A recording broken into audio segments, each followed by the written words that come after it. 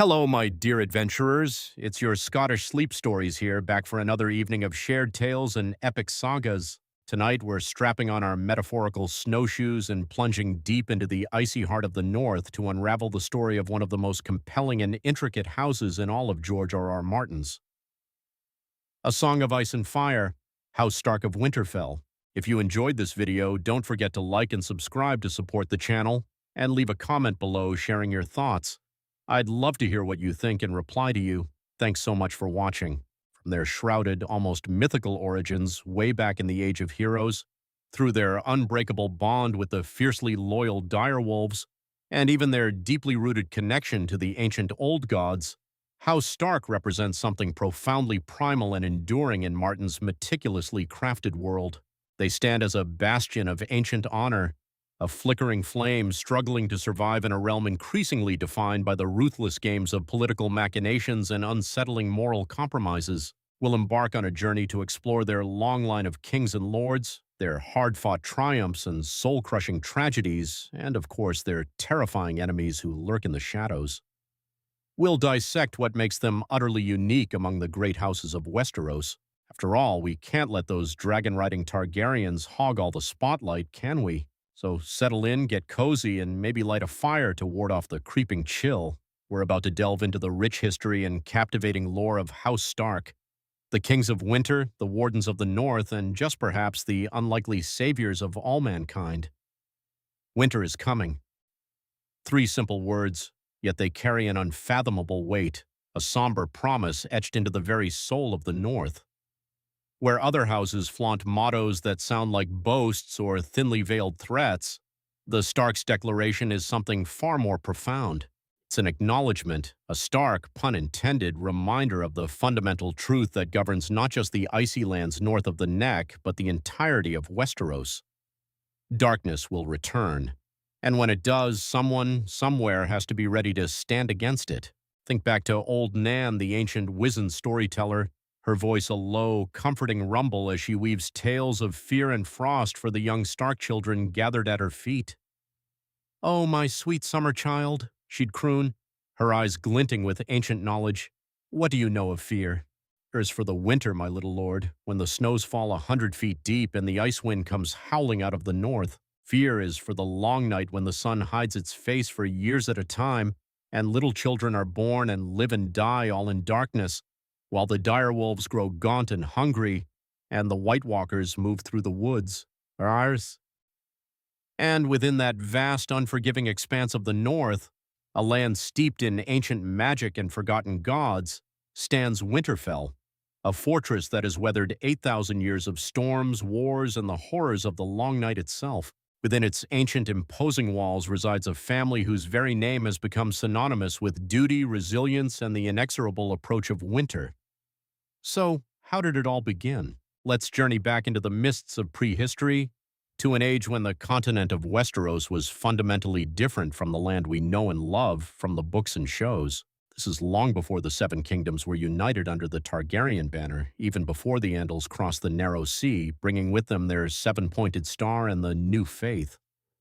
The continent was inhabited by 2 very different peoples, locked in a desperate battle for survival. The first inhabitants, the original inhabitants, were the enigmatic children of the forest. A mysterious, non-human race, they stood no taller than human children, yet their lifespan stretched for centuries.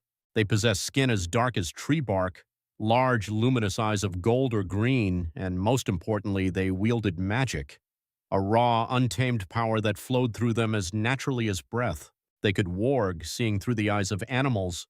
They could shape-change into beasts, becoming one with the creatures of the wild, and they could commune with the ancient weirwood trees, those silent, watchful sentinels of the forest. These weirwoods, massive trees with stark white bark, crimson leaves, and faces carved deep into their trunks, were central to the children's beliefs. They worshipped the nameless old gods through these trees, believing that the spirits of their ancestors lived on within the very wood itself. Then came the first men, human invaders who sailed across the narrow sea, bringing with them bronze weapons, a thirst for conquest, and an insatiable hunger for land. I've delved into this history in greater detail in some of my other videos, but suffice it to say that what followed was a long, bloody, and brutal war, The children of the forest used their magic to defend their sacred forests, weaving spells of protection and summoning the wild creatures to their aid. The first men, in turn, relentlessly cut down the sacred weirwoods, claiming territory and building settlements on the conquered land. The children commanded ravens to carry messages, transformed into wolves and bears to fight back, and some among them, the gifted few known as greenseers, possessed the ability to see across vast distances, even through time itself, using their deep connection to the mystical weirwood network. But ultimately, exhaustion and necessity forced a fragile peace. The pact was signed on the Isle of Faces, a solemn agreement dividing the continent between the children, who would retain their beloved forests, and the first men, who could claim the open lands. More importantly, many of the first men began to adopt the children's religion, abandoning their own forgotten gods to worship at the foot of the weirwood trees. It was from this blending of cultures, this uneasy truce between magic and steel, that the Age of Heroes emerged, a legendary period when the great houses of Westeros were founded, when magic still flowed freely through the land, or at least more freely than in the present timeline. It's during this time that Bran the Builder, the almost mythical founder of House Stark, first raised the imposing walls of Winterfell. But the legends surrounding Bran paint him as more than just a master castle builder. According to northern folklore, he was instrumental in the construction of the wall itself, that colossal barrier of ice and stone that stretches 300 miles across the northern border of Westeros, standing a staggering 700 feet tall. Obviously, such a monumental construction would be complete overkill if it were only intended to defend against neighboring houses or some regular mortal enemy. It's abundantly clear that the wall was built to hold back something far more terrifying, something far more ancient and malevolent. This brings us to the Long Night, arguably the most pivotal event in the prehistory of Westeros, and the defining moment that explains why House Stark's motto carries such profound weight. 8,000 years ago, according to the ancient tales, a darkness fell upon the world, a darkness so complete that it lasted for an entire generation. The sun hid its face, crops withered and died, and from the uttermost north came creatures of pure nightmare. The others, also known as the White Walkers, I don't think it's entirely accurate to describe them as simply living creatures, but they are most certainly sentient, intelligent, and driven by a chilling purpose. They are tall, gaunt figures with flesh as pale as ice and eyes that burn like twin blue stars, bringing with them an endless winter and the terrifying power to raise the dead as their mindless, unfeeling servants. When the Night's Watch encounters them in the books, the descriptions are absolutely chilling. The other slid forward on silent feet. In its hand was a longsword like none that Will had ever seen. No human metal had gone into the forging of that blade. It was alive with moonlight, translucent, a shard of crystal so thin that it seemed almost to vanish when seen edge on. The others swept south with their relentless army of whites, reanimated corpses that felt no pain, knew no fear, and could only be truly destroyed by fire or weapons forged from dragonglass, obsidian. The Meisters, those meticulous chroniclers of history who reside within the Grand Citadel, claim that the Long Night lasted a generation. But the oral traditions of different cultures across the known world tell eerily similar tales of this apocalyptic period. The Dothraki horsemen of Essos speak of a time when ghostgrass would cover the world in a chilling blanket of silver. In the distant east, the people of Yeti remember the Lion of Night usurping the Maiden Maid of Light, plunging the world into darkness until a hero wielding a burning sword cast him down. And in the north, they remember it as the time when the Stark Kings proved themselves to be humanity's shields against oblivion. The legends claim that Bran the Builder worked alongside both the Children of the Forest and the Giants to construct the wall. Of course, it wasn't just the physical barrier itself that could protect against such an overwhelming undead army.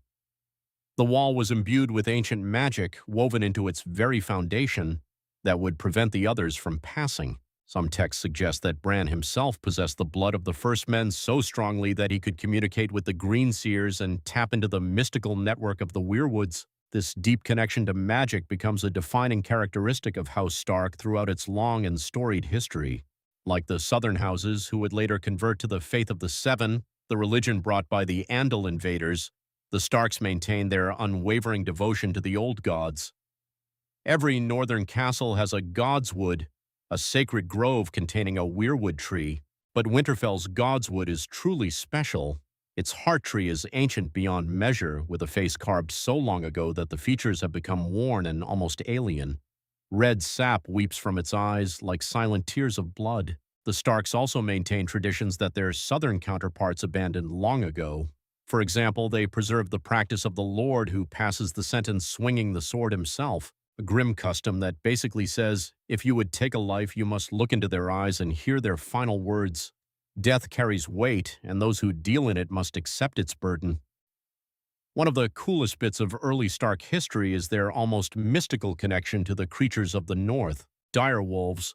Those massive wolves the size of small horses, possessing an intelligence that borders on human, were said to be the companions of Stark kings, and not just in some casual hunting dog sort of way.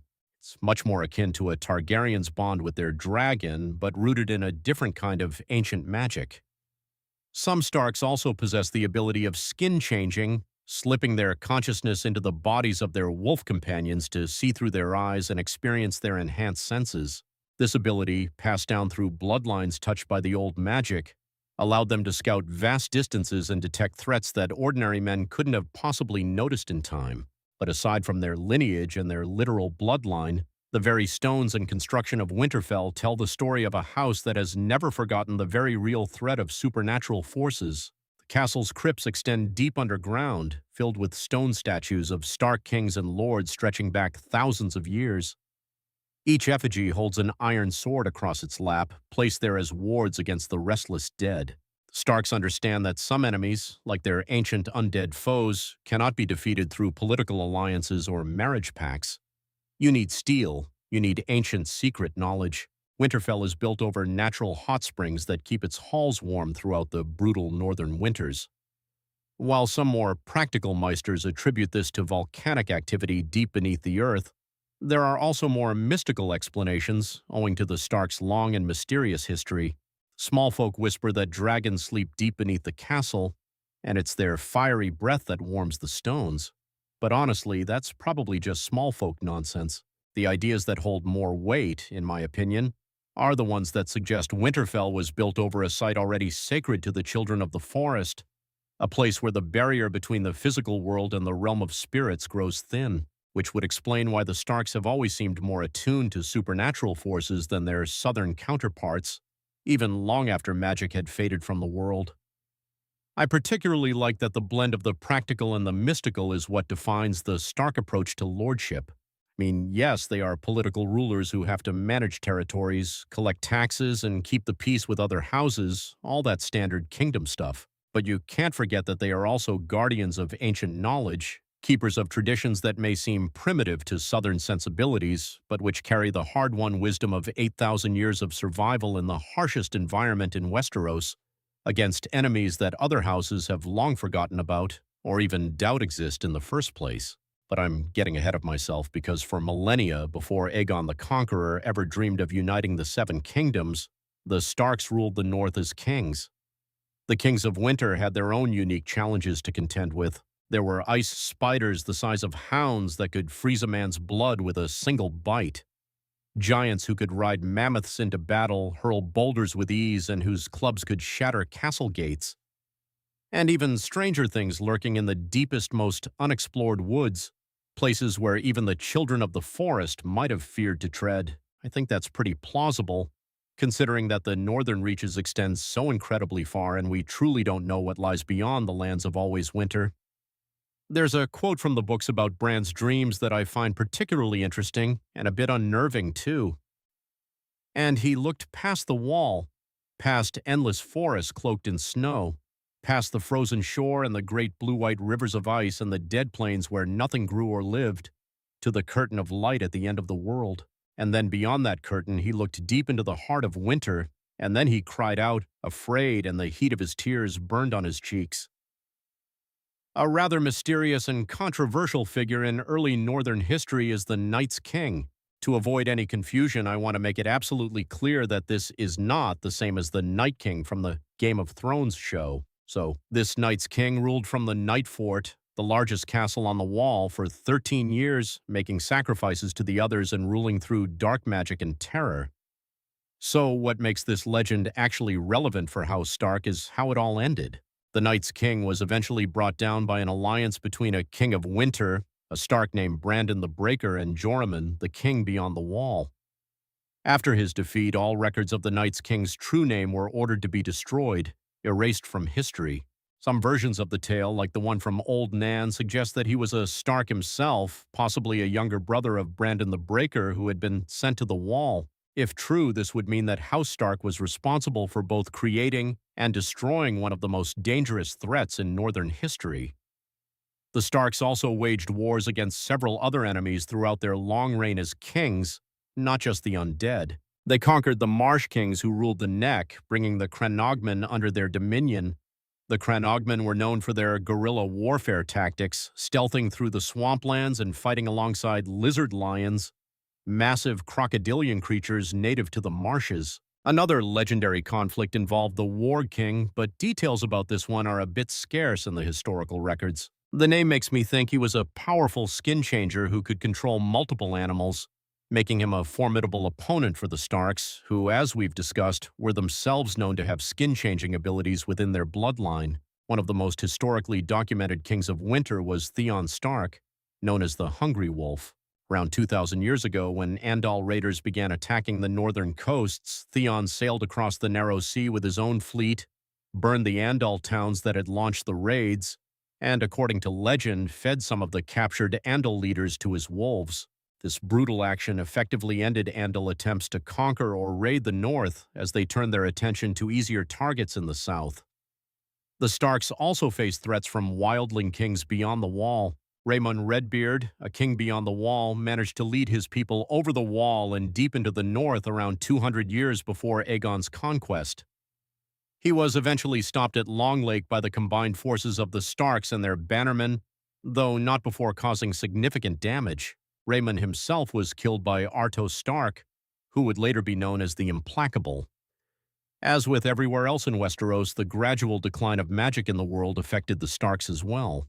Direwolves, which were once common throughout the north, became very rare, retreating to the deepest, most untouched wilderness areas. The giants who had once helped build the wall retreated beyond it entirely. The children of the forest who had made peace with the first men thousands of years earlier largely disappeared from human lands. The year 1 AC marked the end of an era that had lasted 8 millennia. Aegon Targaryen, known to history as Aegon the Conqueror, landed on the shores of Westeros with his sister wives, Visenya and Rhaenys, 3 dragons, and a relatively small army. The conquest that followed reshaped the political landscape of the continent forever, and for House Stark, it meant the end of their ancient independence. When Aegon began his conquest, Torrhen Stark was the king in winter, ruling from Winterfell as his ancestors had done for thousands of years. To be fair, the situation he was facing was completely unprecedented for House Stark. Previous threats had come from wildlings beyond the Wall, rival kings within Westeros, or supernatural enemies that had at least been driven back once before. But dragons were something else entirely. The southern kingdoms had already learned this lesson the hard way. At the Field of Fire, the combined armies of the Reach and the Rock, consisting of over 55,000 men, had been utterly routed by a much smaller Targaryen force when all 3 dragons took to the battlefield. King Mern Gardner of the Reach and King Loren Lannister of the Rock had both fled the field, though only Loren survived. The supposedly impregnable castle of Harrenhal had been reduced to smoldering stone and slag in a single night. Torrhen Stark wasn't dumb. Like some of the southern kings who had charged headlong into annihilation, the king in winter understood the reality of the situation. He had already called his banners and marched south with an army of 30,000 Northmen. But as he reached the banks of the Trident and saw the Targaryen host arrayed across the river with Balerion, the Blackdread, Vhagar, and Meraxes circling ominously overhead, he made the difficult decision to save the north from the devastation that had befallen other kingdoms. The meeting between Torrhen Stark and Aegon Targaryen took place on neutral ground between the 2 opposing armies. What exactly was said during their tense conference remained shrouded in mystery, lost to the annals of history, but the outcome was undeniably clear. Torrhen knelt before Aegon, surrendering his crown and accepting the Targaryen as his king. For this act, history would remember him as Torrhen, the king who knelt, a title that some might consider shameful, a stain on his honor, but realistically it's the only reason House Stark remained in power. Like the Gardeners, who had chosen death over submission and saw their ancient bloodline extinguished, or the Durandons of Storm's End, who fought and lost their independence anyway, the Starks preserved both their lives and their position as the paramount house of the North. Aegon, recognizing both the wisdom of Tauren's submission and the value of keeping experienced rulers in place, named him Warden of the North, a position that would remain with House Stark for the next 3 centuries. The transition from an independent kingdom to a Targaryen vassal required some pretty significant adjustments for House Stark. They retained control over the North and continued to hold court at Winterfell, but they now owed military service to the Iron Throne and were required to send taxes south. But the sheer remoteness of the North and the practical difficulties of governing such a large, sparsely populated region meant that day-to-day life changed relatively little for most Northerners. The Starks continued to follow the old gods, maintain their sacred godswood, and practice their traditional customs. The Iron Throne was far away in King's Landing, and as long as the North provided its required levies and taxes, the Targaryens were generally content to let the Starks govern as they always had. The Stark family adapted to their new role as great lords rather than kings. They served the Targaryen dynasty faithfully, providing troops for wars and conflicts throughout the centuries that followed. When called upon, northern armies marched south to fight in the Targaryens' wars, but they always returned to Winterfell when the campaigns ended.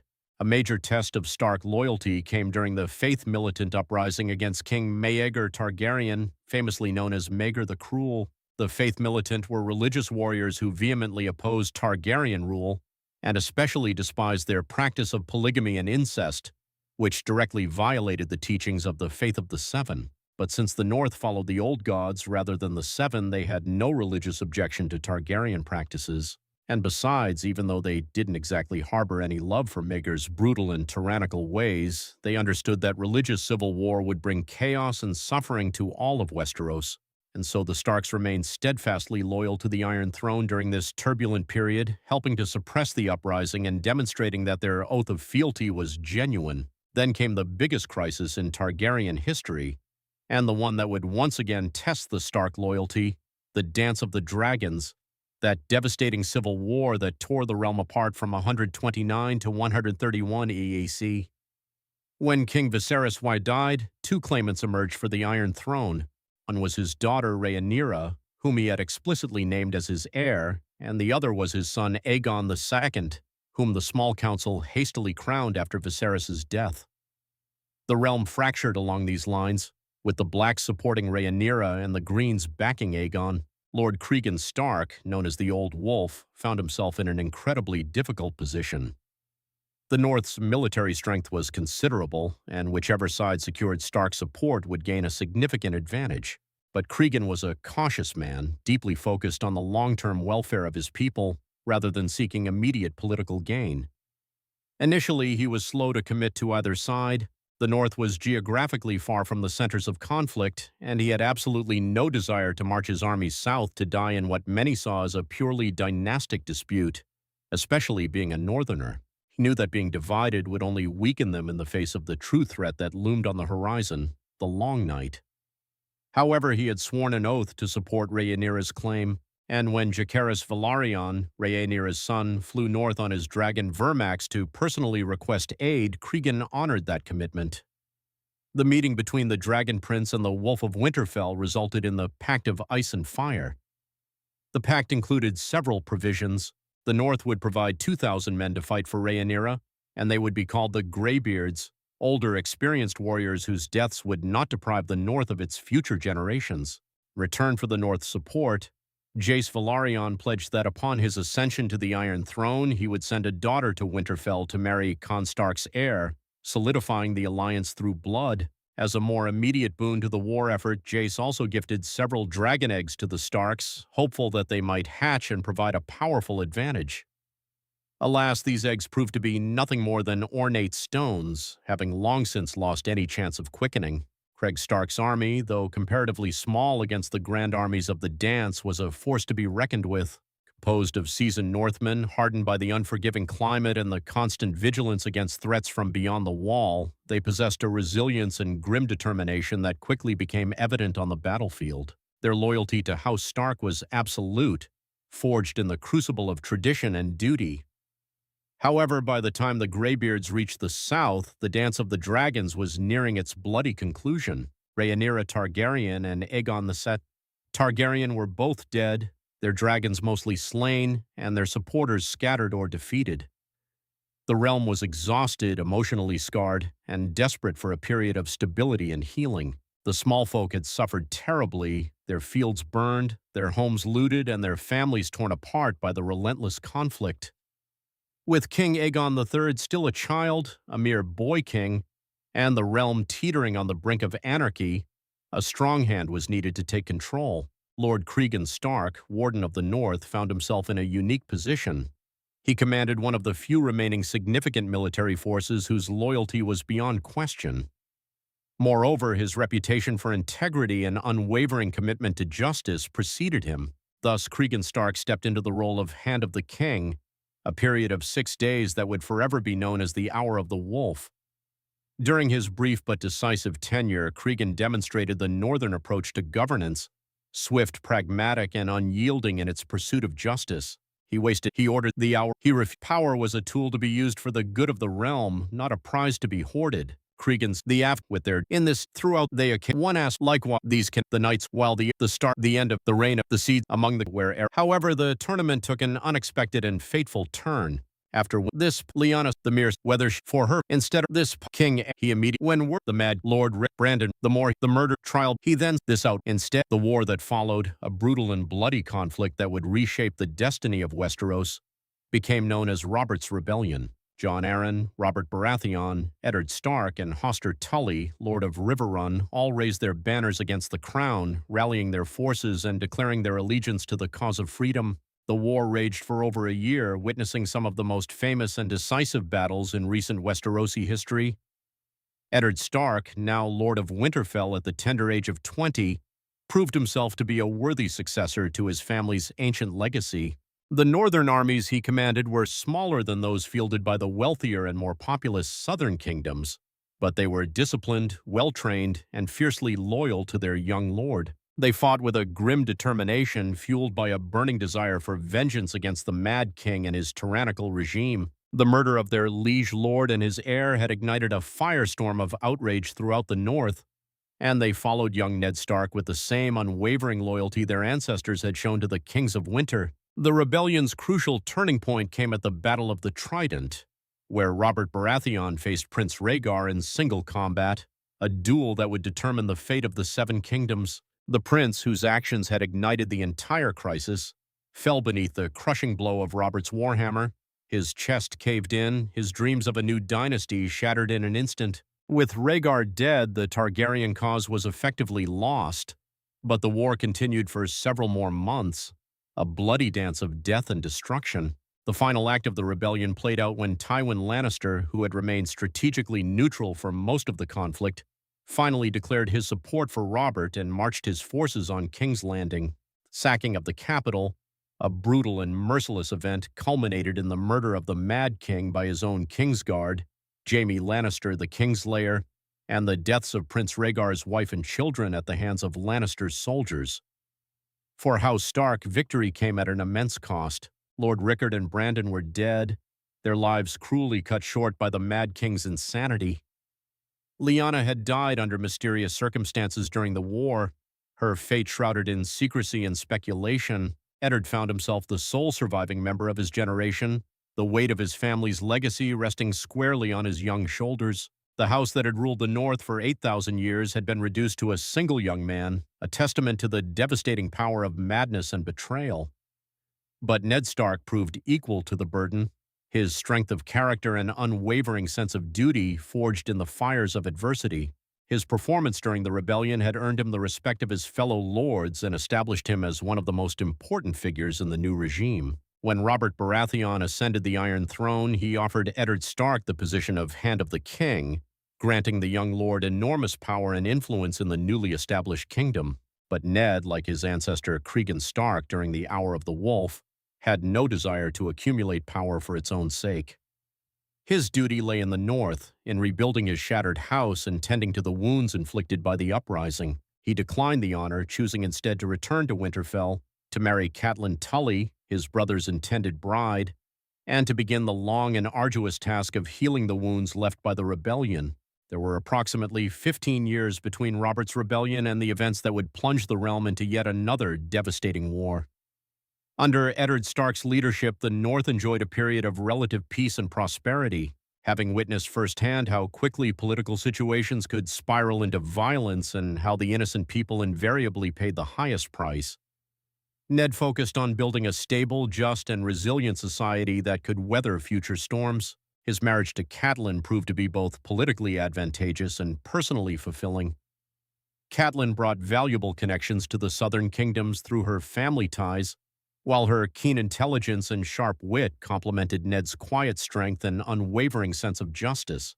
Importantly, for the long-term survival of the house, they produced 5 children in relatively quick succession: Robb, Sansa, Arya, Bran, and Rickon.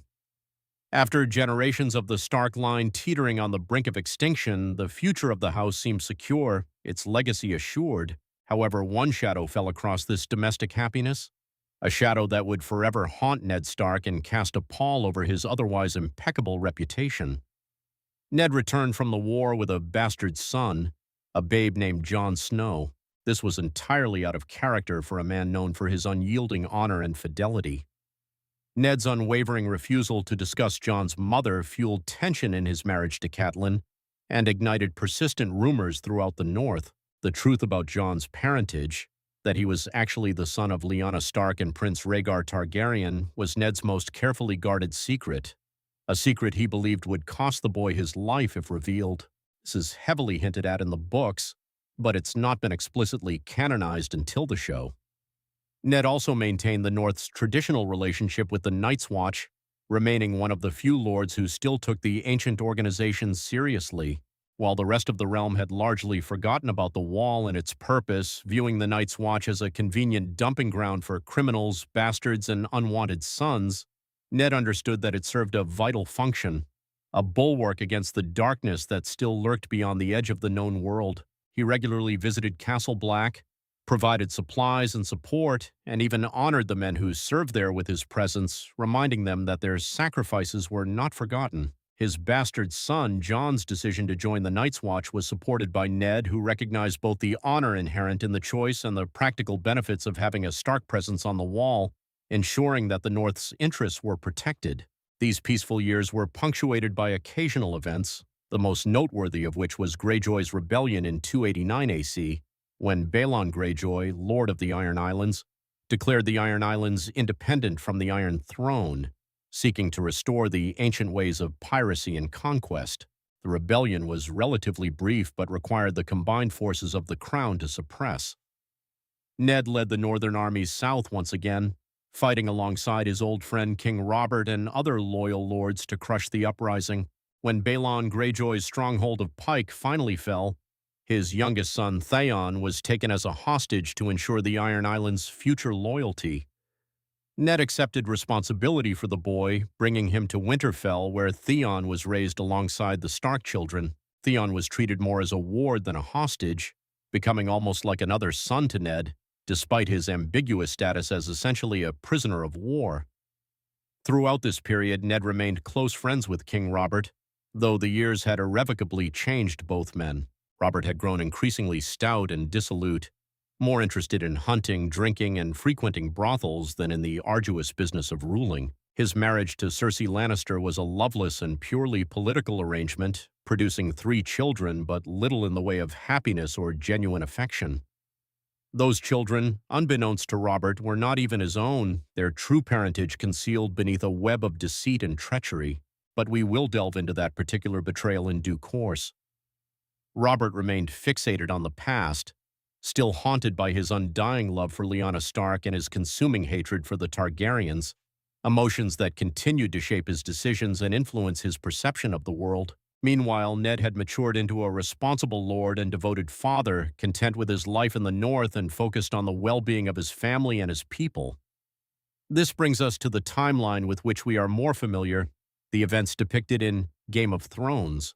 The arrival of King Robert Baratheon at Winterfell in 298 AC marked the beginning of the end for the House Stark that Eddard had so painstakingly rebuilt. What should have been a joyous reunion between old friends quickly became the catalyst for a series of tragic events that would scatter the Stark family across the known world and bring their ancient house closer to extinction than it had been since the Long Night itself. Robert's visit, to be fair, came with great honor. He intended to name Ned as his Hand of the King once again, bestowing upon him the second most powerful position in the realm. But the offer came enmeshed in a web of complications that Ned, for all his wisdom in northern affairs, was ill-equipped to handle. The capital, King's Landing, had become a nest of vipers, a cesspool of intrigue and ambition, where honor was perceived as weakness and backstabbing was the primary mode of operation. Compounding matters, young Bran Stark, while climbing the walls of Winterfell, inadvertently witnessed Queen Cersei Lannister and her twin brother Jaime in a profoundly compromising position, their incestuous relationship exposed in a fleeting moment of indiscretion. Jaime's immediate response was to push the boy from the tower, fully intending to silence him permanently and protect the secret of Cersei's children's true parentage, a secret that threatened to unravel the entire foundation of Robert's reign. Bran miraculously survived the fall but remained unconscious and teetering on the brink of death. When an assassin later attempted to finish the job with a Valyrian steel dagger, it became chillingly clear that powerful forces were actively moving against House Stark, seeking to eliminate them from the political landscape altogether. Catelyn Stark's investigation into the assassination attempt on her son led her to arrest Tyrion Lannister, the Queen's dwarf brother, believing him to be responsible for the attack. This impulsive action provided the Lannisters with the justification they needed to move against the Starks openly, escalating the conflict and drawing the North into a bloody and protracted war. Meanwhile, having reluctantly accepted the position of Hand of the King in King's Landing, Ned's investigation into the royal children's parentage led him to the same devastating conclusion that had cost Jon Arryn his life. The children were bastards, born of incest, and possessed no legitimate claim to the Iron Throne. It is important to recall here that Jon Arryn, the previous Hand, had also uncovered this truth and had been murdered to silence him, his discovery deemed too dangerous to be allowed to spread. His wife, Lysa Arryn, had written to Catelyn, imploring her to urge Ned to investigate the matter, her suspicions piqued by Jon's sudden and unexpected death. This letter played a significant role in Ned's decision to accept the position of Hand, as he felt a profound sense of duty to his former mentor, the man who had essentially raised him as his own son. When Robert died in a hunting accident that was almost certainly orchestrated by Queen Cersei, Ned faced an impossible choice, a moral quandary that would ultimately seal his doom. Honor demanded that he support Stannis Baratheon, Robert's true heir, as Cersei's children were illegitimate and thus ineligible to inherit the throne. However, doing so would inevitably mean war with the Lannisters, a conflict that would likely result in his own death and the deaths of his daughters, who were now essentially hostages in the capital, pawns in a deadly Game of Thrones. In fairness, Ned did attempt to do the right thing, to uphold the principles of justice and legitimacy by revealing the truth about the royal children and supporting the rightful heir, but he was betrayed by Peter Baelish Littlefinger, a master of intrigue and manipulation, and the gold cloaks of King's Landing, who were swayed by Baelish's promises and Lannister gold. Instead of being hailed as a loyal hand protecting the realm from usurpers, Ned found himself arrested for treason, his reputation tarnished, his honor questioned, his unwavering adherence to principles, which had served him so well in the straightforward and honorable world of northern politics, proved to be a fatal weakness in the treacherous and duplicitous environment of King's Landing. The execution of Ned Stark on the steps of the Great Sept of Baelor was a decision made solely by the young and sadistic King Joffrey, a cruel act of defiance that violated promises made that Ned would be allowed to take the Black and join the Night's Watch. This act of barbarity outraged the entire North, galvanizing them into a unified fury and guaranteeing that war would follow. Joffrey's cruelty was further compounded by the fact that he was betrothed to Sansa, Ned's eldest daughter, and subjected her to a torrent of emotional abuse and torment. The North, Robb Stark, at the tender age of 15, found himself unexpectedly elevated to the position of Lord of Winterfell and leader of a region clamoring for war against the Iron Throne, a war of vengeance for the murder of their liege lord and the betrayal of their honor. Like his father, however, Robb possessed the distinct advantage of fighting on familiar ground with the unwavering support of his bannermen and the fierce loyalty of his people. Within weeks, Robb had called his banners and assembled an army of nearly 20,000 men, all united by a burning desire for retribution. Robb's early military successes were remarkable, defying expectations and establishing him as a brilliant young commander. The Battle of the Whispering Wood saw him capture Jaime Lannister himself, a pivotal victory that dealt a severe blow to the Lannister forces. His subsequent victory at River Run lifted the siege of his grandfather's castle, further solidifying his reputation and bolstering the morale of his troops. The Crown's armies, composed largely of hired swords, conscripted levies, and reluctant participants, simply could not match the fury and determination of men fighting to avenge their liege lord and defend their honor. The political situation grew even more complex when Robb was proclaimed king in the north by his bannermen and the assembled lords of the Riverlands, a bold declaration of independence that shattered 3 centuries of stark loyalty to the Iron Throne. If the Lannisters could murder a Lord Paramount without consequence, without even a semblance of justification, then the entire feudal system that held the realm together had effectively ceased to function. For the first time since Torrhen Stark knelt before Aegon the Conqueror, a Stark wore a crown and ruled as an independent king, challenging the established order and defying the authority of the Iron Throne. But this war, the War of the Five Kings, was a complex and multifaceted conflict involving multiple claimants, shifting alliances, and enemies who were willing to resort to methods that went far beyond the bounds of traditional and honorable warfare. The Stark war effort faced challenges that purely military victories could not resolve. The North's population was significantly smaller than that of the southern kingdoms, meaning that while northern armies could win battles and achieve tactical victories, they could not sustain the kind of heavy losses that prolonged warfare invariably demanded. The North's economy was also less equipped to support extended military campaigns, especially as winter approached. Resources dwindled, and the logistical challenges of supplying a large army became increasingly daunting. And now we arrive at the infamous Red Wedding, a betrayal so shocking and brutal that it continues to resonate with audiences to this day. Robb's marriage to Jane Westerling, while perhaps understandable on a personal level, was a flagrant violation of his agreement with House Frey, a pact sealed with oaths and promises of marriage. Therefore, they resorted to tactics that violated the most sacred laws of hospitality and honor, luring Robb and his entourage to the twins under the guise of reconciliation and then slaughtering them without mercy. Robb's Arya John's the fall, but it all the very. However, let's begin the discussion. There's each pup the dire ghost could, but it was after the injured Bran began to manifest the gifts of a green sight and warging, the same extraordinary abilities possessed by the children of the forest, the ancient inhabitants of Westeros who had wielded magic and communed with the natural world.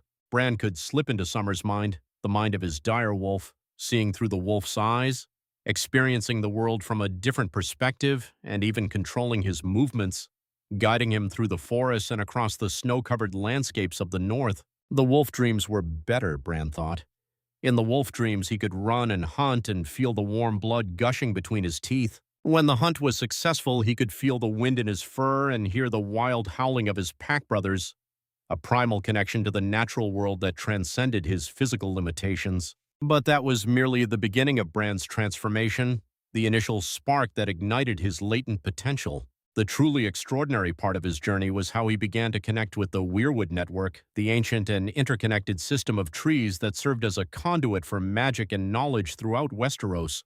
If you remember, the Children of the Forest, the ancient inhabitants of Westeros, created the Weirwood Network millennia ago, long before the arrival of humans and the rise of kingdoms. This intricate system of interconnected weirwood trees, with their pale bark and blood-red leaves, served as a mystical internet, a conduit for magic and knowledge that spanned the length and breadth of the land. And the greatest among these children, the Greenseers, possessed the extraordinary ability to tap into this network, to see through the eyes of the trees and access the memories and secrets woven into their very essence.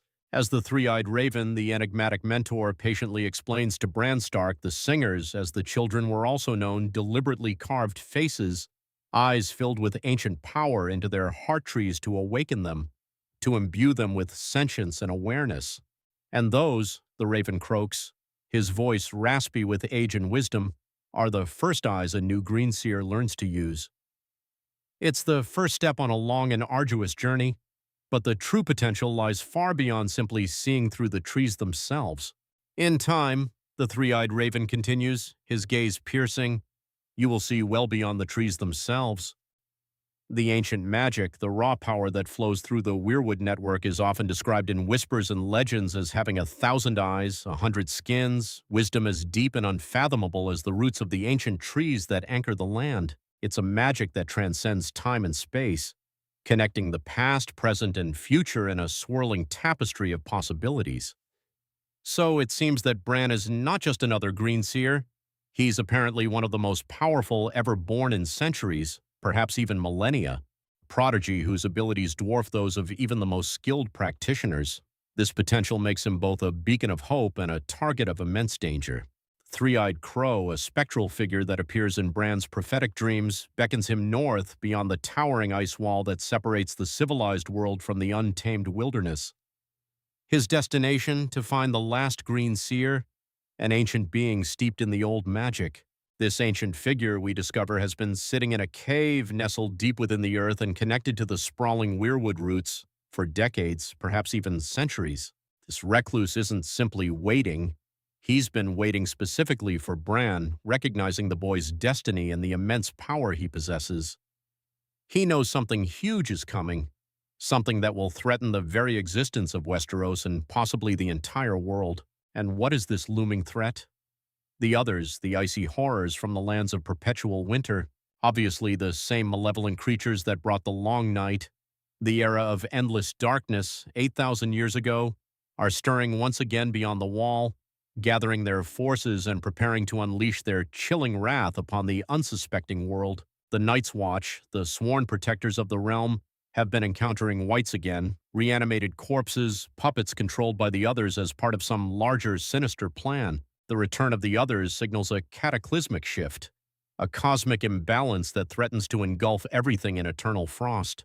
Through the Weirwood network, Bran possesses the unique and terrifying ability to witness events from the past, to relive the triumphs and tragedies that have shaped Westeros. He can see the original Long Night, the desperate struggle for survival against the encroaching darkness, and perhaps most importantly, how it was ultimately ended. He's basically becoming a living library of everything that ever happened in Westeros, a repository of knowledge that could hold the key to defeating the others and saving the world. And all this magical awakening, this surge of ancient power is happening right as the political situation in the south, in the heart of the Seven Kingdoms, completely falls apart. While lords and ladies are consumed by their petty squabbles and their ruthless games of thrones, vying for power and influence, the real threat is building in the north, gathering its strength in the shadows. The others don't care about who sits on the Iron Throne. They have no interest in the game of power. Their sole desire is to bring eternal winter to the entire world, to extinguish the flames of life and plunge everything into an age of ice and death. Jon Snow's position at the Wall as a member of the Night's Watch and, unknowingly, a Targaryen heir places him right at the center of this supernatural crisis. Okay, so Jon doesn't have the magical abilities that Bran does. He isn't a green seer capable of delving into the past or influencing the present through mystical means. But his harrowing experiences beyond the Wall, his first-hand encounters with the Whites and the others, give him a unique and invaluable insight into what's really at stake. He's actually fought Whites, he stared into the cold, dead eyes of the others, and he understands, perhaps better than anyone else, that all the political maneuvering and backstabbing in King's Landing is completely irrelevant compared to this existential threat. The survival of the realm, the fate of humanity, hangs in the balance.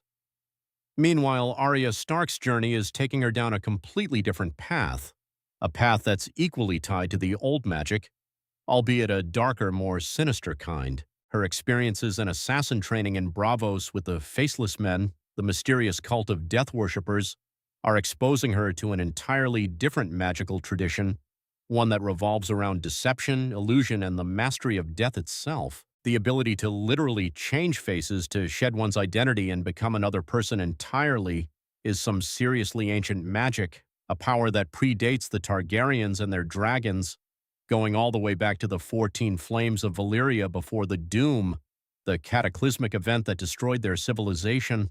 The Faceless Men worship the many-faced god, which is basically death itself, the ultimate equalizer. Their powers seem to be awakening along with everything else, adding another layer of complexity to the unfolding magical drama. This is actually a really interesting topic. I'd love to cover it in a different video soon, maybe. The origins of the Faceless Men, the source of their power, and the implications of their resurgence in Westeros are all fascinating subjects worthy of deeper exploration, and Daenerys Targaryen hatching those dragon eggs in Essos appears to be intrinsically connected to all this magical awakening, a catalyst that set off a chain reaction of supernatural events. Dragons had been extinct for over a century, around 150 years by that point, relegated to the realm of myth and legend. And suddenly, three of them are born right around the same time the Direwolves return south of the Wall, heralding the resurgence of the Stark family and their connection to the old gods, and Bran starts developing his green seer abilities, unlocking the ancient magic within him. That can't be a mere coincidence. It's a sign that something profound is happening, that the very fabric of reality is shifting. The Meisters, the learned scholars of Westeros, have long held theories about magic being like a tide that ebbs and flows, waxing and waning over centuries, and it seems like we're witnessing one of those great magical surges, a period of heightened power and mystical activity that happens perhaps only once every few thousand years. Dragons returning means fire and life magic is back in a big way, reigniting the forces of creation and vitality, which creates this cosmic balance with the ice and death magic of the others, the embodiment of destruction and decay. It's like the world is polarizing between these two ancient forces, caught in an eternal struggle between light and darkness, life and death. This isn't a canon explanation, of course, it's just what makes sense to me, speculation-wise, a way to interpret the complex web of events and connections that weave through the story. We're seeing the convergence of multiple magical traditions, each with its own history and purpose, that have been building toward this moment for millennia. Starks, with their unwavering adherence to the old gods and their connection to the land, maintained their connection to the old ways when everyone else forgot, holding on to the ancient knowledge and traditions that could prove crucial in the coming fight. And now winter has finally come, bringing with it the others and their icy horde. But this time the wolves are ready for it, prepared to stand against the darkness and defend the realm from annihilation. We'll have to see how this all plays out in the rest of the books, if George R.R. Martin ever finishes them. At least I hope we get to. But in my mind, the Starks are going to play a big role in the final battles. The climactic confrontation between the forces of ice and fire, life and death. And hopefully Daenerys too will have a significant part to play, because I'll personally never accept the way her arc ended in the show. The way her character was handled in the final seasons was, to put it mildly, disappointing, and I refuse to believe that she was destined to become a tyrannical mad queen. But that's where we're going to end tonight's tales, our exploration of the Starks and their connection to the magic of Westeros. I hope you learned something new about the Starks, or just enjoyed this ramble about them and the wider world they inhabit. And until next time, stay safe, stay curious, and sweet dreams. And that brings us to the end of our journey through the ancient history, resilience, and rising magic of House Stark. From the Age of Heroes and the Long Night, to Ned's honor, Robb's tragic fall, and Bran's awakening powers, the Starks have always stood at the crossroads between politics and prophecy, between the brutal Game of Thrones and the far greater war against the coming winter. What makes House Stark so compelling isn't just their tragedies or their victories, it's their enduring connection to duty, to memory, and to the old magic that refuses to die. In a world driven by ambition and betrayal, they remain a symbol of resilience, even when that resilience comes at a terrible cost. So now I want to ask you, what do you think? Do you believe the Starks are truly destined to be the saviors of Westeros? Will Bran's powers and Jon's lineage be the key to defeating the others in the books? And how do you feel about the way their story was handled in the show? Let me know your thoughts down in the comments. I read every single one, and I'd love to hear your theories. If you enjoyed this deep dive into House Stark and the magic of Westeros, don't forget to like the video and subscribe to the channel so you don't miss future lore explorations. There's still so much more history, prophecy, and mystery left to uncover. Winter is coming, and we're just getting started.